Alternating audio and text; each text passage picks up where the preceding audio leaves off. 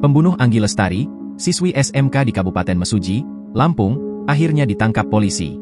Pembunuh Anggi ternyata adalah paman korban sendiri berinisial H. Selain tega menghabisi nyawa korban, pelaku juga tega meruda paksanya pada akhir Mei 2024 lalu.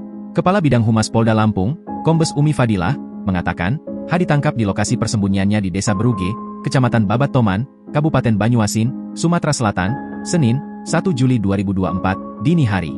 Umi mengatakan, kasus ini terungkap setelah anggota kepolisian berhasil mengidentifikasi rekaman kamera CCTV di beberapa lokasi setelah siswi SMK 1 Tanjung Raya Mesuji itu ditemukan tewas.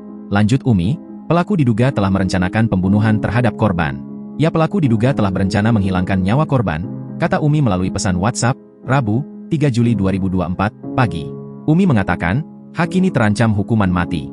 Pelaku dikenakan pasal berlapis yakni pasal 340 KUHP, tentang pembunuhan berencana subsidiar pasal 338 KUHP, tentang pembunuhan atau pasal 365 ayat 3 KUHP, dan pasal 81 ayat 3 Undang-Undang Nomor 23 Tahun 2002 tentang Perlindungan Anak. Ancaman maksimal bagi pelaku adalah hukuman mati, kata Umi.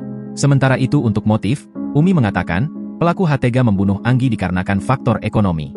Jadi motif ekonomi diduga jadi alasan utama pelaku menghabisi Anggi di kebun karet desa Margomulyo, Mesuji, pada Mei 2024 lalu, ujarnya.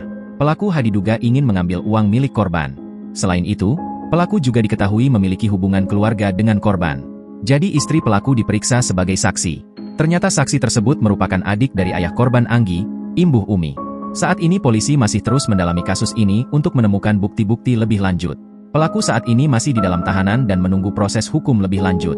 Diberitakan sebelumnya, seorang siswi SMK di Kabupaten Mesuji ditemukan dalam keadaan tewas penuh luka tusuk di tubuhnya. Kepala Polres Mesuji, AKBP Ade Hermanto mengatakan, siswi itu ditemukan oleh anak-anak di area perkebunan karet di Desa Margomulyo pada Selasa, 28 Mei 2024, sore. Download Tribun X sekarang, menghadirkan lokal menjadi Indonesia.